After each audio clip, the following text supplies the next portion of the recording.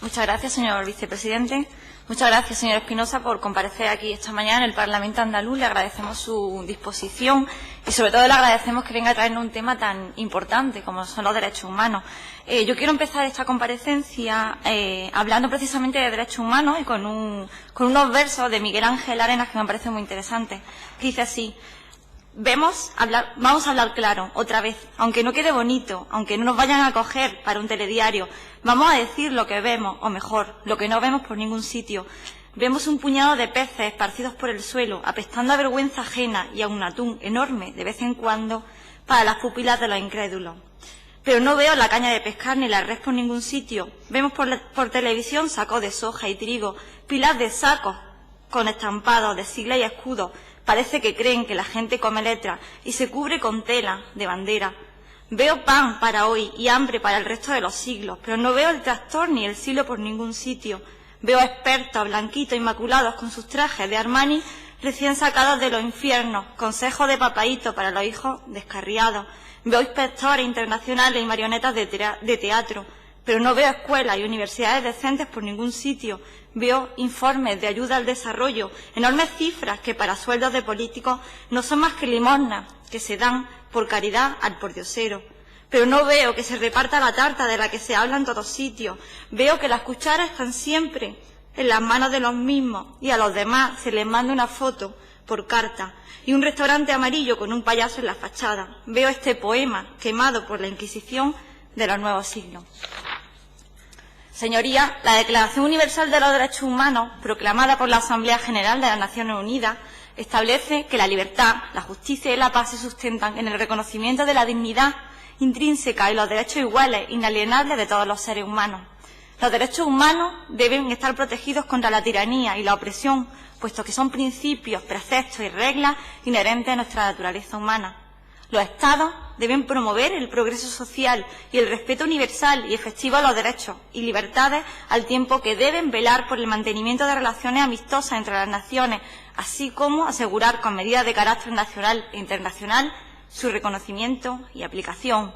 Letras y artículos, los de la Declaración Universal de los Derechos Humanos, masacrados en muchas ocasiones de la forma más repugnante y descarada.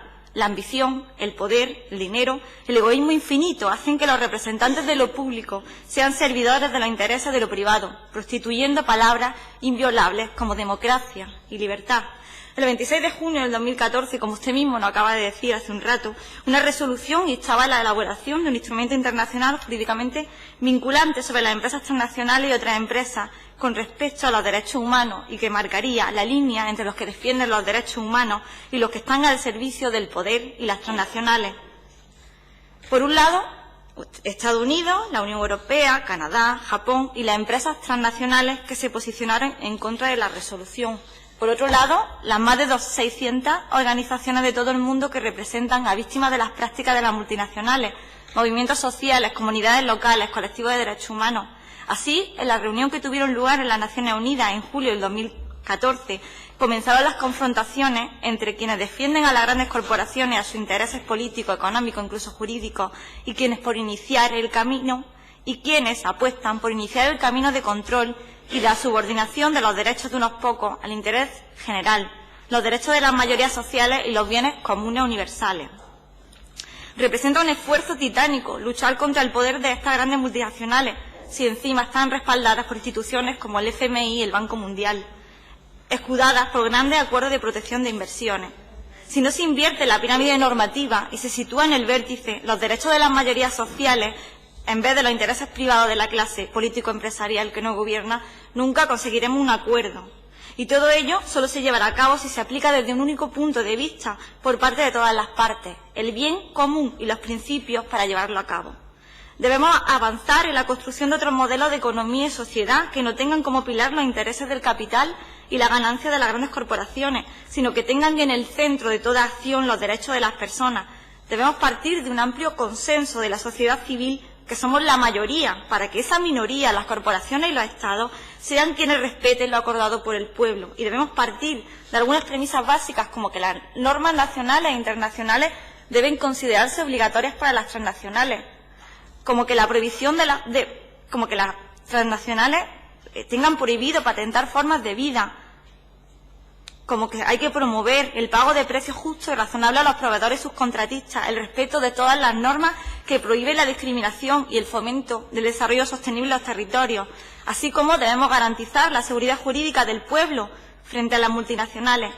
Los Estados deben velar porque las empresas que actúen en su territorio respeten escrupulosamente los derechos humanos y continúen haciéndolo cuando trabajen en Estados terceros, sin menoscabo de su soberanía nacional. Y en Andalucía debemos empezar a dejar de mirar para otro lado y mirar hacia adentro. Pues aquí hablamos, por ejemplo, del caso de la adjudicación de la mina de Analcoya, una empresa cuya matriz, Grupo México, tiene un historial de delitos ambientales, laborales y contra los derechos humanos ratificados por la Organización Internacional del Trabajo y la Comisión Interamericana de Derechos Humanos. Exigimos, por tanto, el respeto a los derechos humanos y más acciones contundentes para garantizar su cumplimiento efectivo.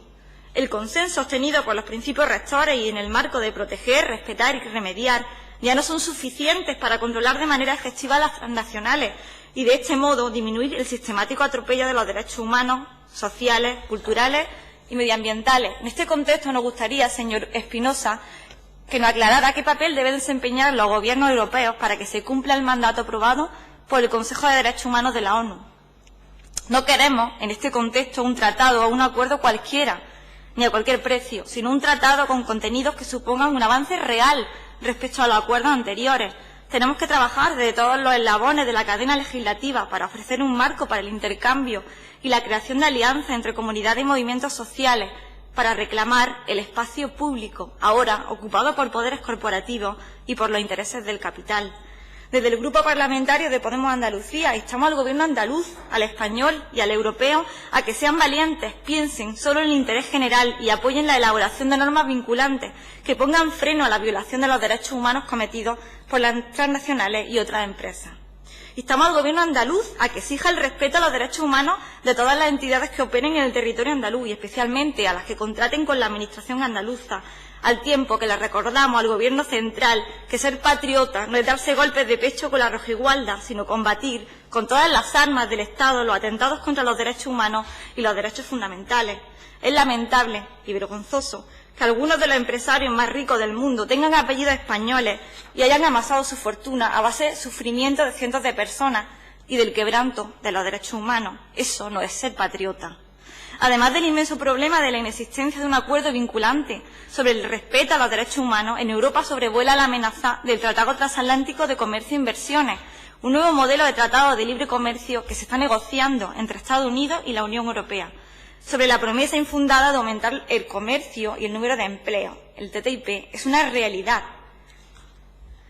Su implantación hará irrelevante a las instituciones democráticas, restringirá la soberanía ciudadana y tendrá un impacto muy negativo sobre los derechos humanos. ¿A quién perjudica? Como siempre, a la gente trabajadora, al autónomo, a las pymes, a la ciudadanía en general por la pérdida de soberanía, democracia y derechos. ¿A quién beneficia? A las empresas transnacionales por el aumento de su poder y su estatus al mismo nivel que el de los Estados, a los especuladores, a la élite extractiva. Y en el ámbito del contexto de esta comisión, ¿a quién perjudica el TTIP? Pues viola los artículos 8, 12, 19, 21, 22, 23, 25, 26, 27, 28, 29 de la Declaración Universal de los Derechos Humanos para poner los intereses de las transnacionales por encima de las personas, poniendo en peligro los siguientes derechos: el derecho al trabajo, al medio ambiente, al agua, a la salud, a la educación, a la participación del progreso científico, a la vivienda, a los servicios sociales, a la alimentación, a la soberanía alimenticia, a los consumidores, a las pensiones, a la privacidad, a la participación, a una justicia. Así que si hablamos de derechos humanos en el marco de las Naciones Unidas y la Unión Europea, tenemos obligatoriamente que hablar del TTIP. De otra manera, estaríamos hurtando al debate uno de los ejes más importantes y trascendentales de la historia de Europa en los próximos años. Solo mediante acuerdos que fortalezcan los derechos humanos, la democracia y la participación ciudadana podremos alcanzar relaciones comerciales que garanticen el derecho a un trabajo digno, a unos servicios públicos de calidad, a una alimentación saludable y a un modelo basado en la sostenibilidad ambiental. Los crímenes contra la humanidad cometidos por empresas transnacionales ni pueden suceder ni pueden quedar impunes. Es una demanda de las víctimas de esta violación a los derechos humanos y de una gran parte de organizaciones y movimientos sociales. El Grupo Parlamentario de Podemos Andalucía considera que en este escenario la movilización y la alianza entre la sociedad civil y las organizaciones culturales, sociales, ambientales y económicas deben construirse en la base de la confianza, el respeto y, sobre todo, de un objetivo común, el bien común.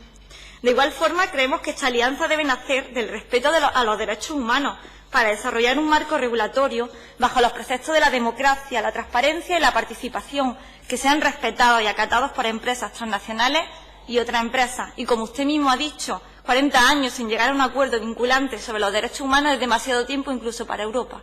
Muchas gracias. Muchas gracias, señora Barranco.